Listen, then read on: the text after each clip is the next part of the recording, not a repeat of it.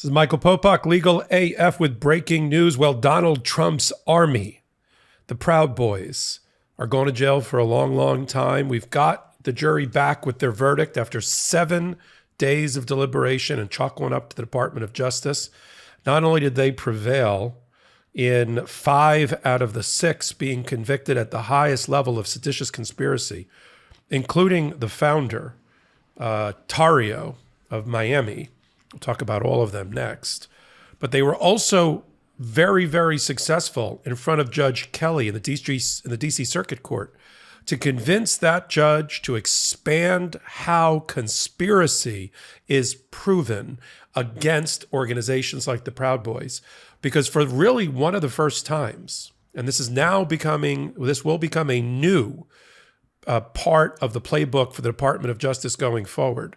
The Department of Justice was able to prove conspiracy without showing any physical evidence like emails or social media or otherwise, showing that there was an actual physical expressed agreement to overthrow the government. Instead, they were able, through the judge's interpretation of conspiracy law, to bring in all sorts of implicit evidence to demonstrate a tacit agreement without having that smoking gun of an actual text or email that says, hey, 5 of you, Nordine, Biggs, Rel, Tario, and Reza, let's all get together and overthrow the country. That wasn't necessary in order to prove the conspiracy, and that expands the Department of Justice's ability to convict at the highest levels of seditious conspiracy.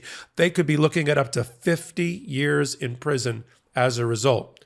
This is the exact same set of charges that the jury convicted on as happened against the Oath Keepers, that other paramilitary white supremacist neo-Nazi organization that Donald Trump used to his benefit in order to manipulate them to try to overthrow the country, stop the transition of power, and obstruct the certification of the election.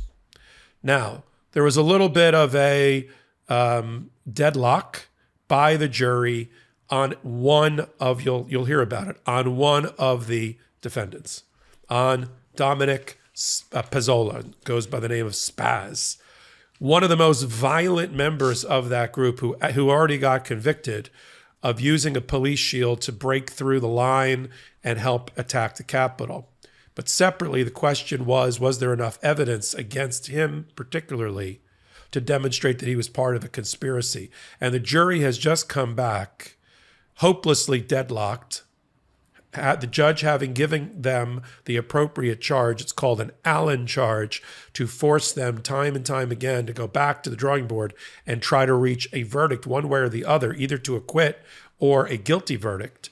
But after 7 days and yet another instruction by the judge to try one more time, the jury's hopelessly deadlocked on Spaz, on Pezzola, on one count, on seditious conspiracy, him having been convicted of some other very bad crimes that will put him away in jail. And now the Department of Justice has a choice, because now that a mistrial has just been declared by the judge, they can retry in front of another jury, just him.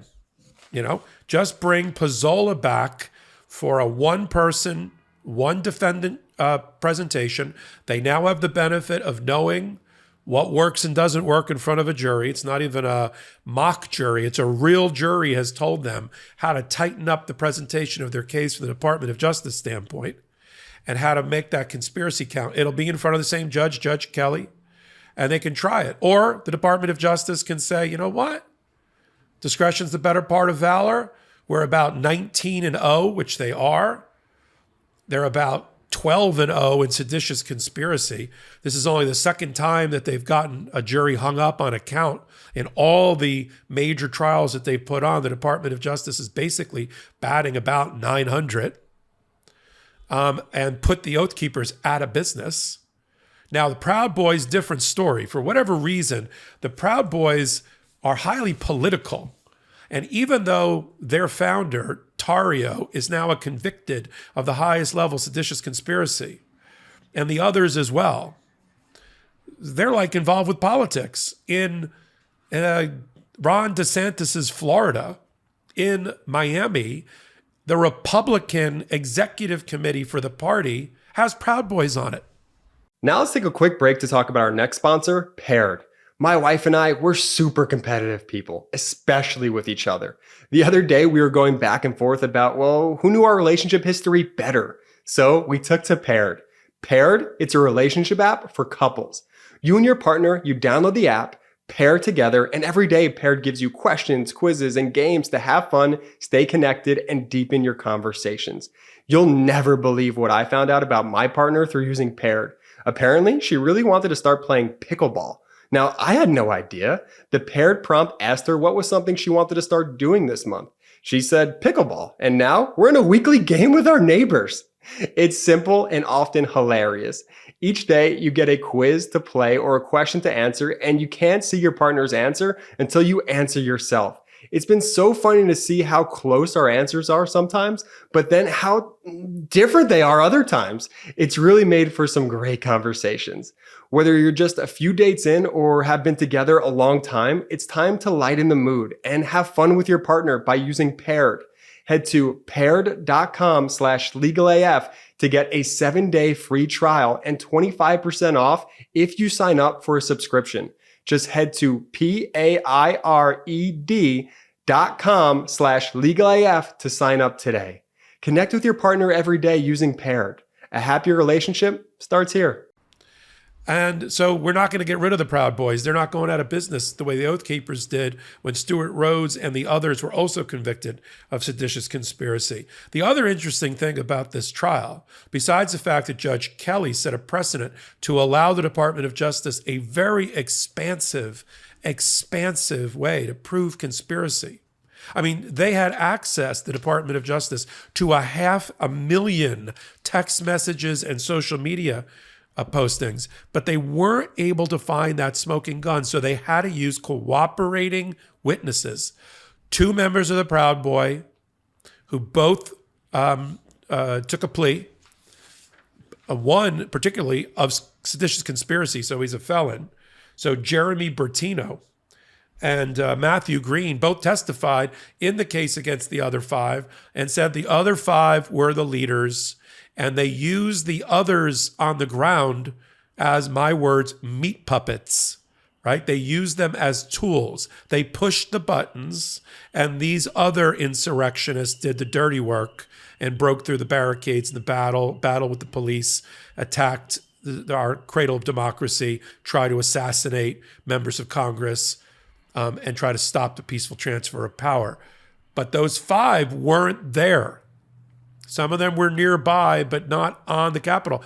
Tarrio wasn't even in Washington, D.C. on January 6th, and he got convicted of seditious conspiracy because that idiot, that criminal, that seditionist, he tore down and burned a BLM flag 2 days before and got convicted of that and got basically banned and barred from going to Washington, D.C. on Jan 6th, but he got convicted. So this is a tremendous coup for the Department of Justice. It validates their attempt to use an expansive conspiracy theory. And they were able to put up in front of the jury not just the words of these 5 people, but like these misogynist, anti-Semitic, pro-Trump, anti-U.S., anti-democracy statements made by others, and then pin it on these individuals in the conspiracy hub that we talk a lot about on a podcast that I co-founded and co-anchored called Legal AF, about how conspiracy is used by prosecutors to tie together these disparate data points and people and put them together as long as they can, at the heart of it, there's a tacit agreement. And this judge ruled it doesn't have to, of course, be in writing. Hey, let's all get together and do it. You don't need that. There can be an implicit agreement, a tacit agreement, and that's what the cooperating witnesses testified to. Great day for justice, great day for the Department of Justice, and Spaz Pizzola, just because this jury got hung up on one of your counts, having convicted you already of others. the Department of Justice is maybe not done with you, because they could try this case again, a streamlined version of it for a new jury, probably in front of the same judge on the same expansive conspiracy theory, and walk away this time with a clean verdict of a guilty verdict. And we're going to have to see what the Department of Justice does next. This is probably the last round of seditious conspiracy prosecutions and trials for a while, until we get to see what the final charges are against people like Donald Trump, John Eastman, Mark Meadows, Rudy Giuliani, Dan Scavino, and the like. But in terms of the people on the ground on Jan 6th, we had 3 waves of prosecutions, 2 on the Oath Keeper side, putting them out of business and sending them all off to jail for seditious conspiracy, and 1 here on this group of leaders for the Proud Boys. I'm going to follow this kind of stuff, as I always do, on hot takes just like this one on the MeidasTouch Network. If you like the content that I'm bringing you and you want it uninterrupted, then give me a thumbs up on this YouTube and comment. I read the comments. Sometimes I talk back to the comments. It helps improve what you watch and what we do. On Wednesdays and Saturdays, I co-anchor that podcast I talked about, Legal AF. We sit at the intersection of law and politics, those politically charged litigation matters that you want to know about. We bring them to you. I do it with 2 co-anchors of mine, Karen Friedman-Agnifilo, former top prosecutor, Ben Meiselas, co-founder of MeidasTouch and a civil rights lawyer in his own right. We curate the best stories and bring them to you on Wednesdays and Saturdays. And you can follow me, Michael Popok, on all things social media, including Twitter, at MS Popok. This is Michael Popok reporting. Hey, Meidas Mighty, love this report? Continue the conversation by following us on Instagram, at MeidasTouch, to keep up with the most important news of the day. What are you waiting for? Follow us now.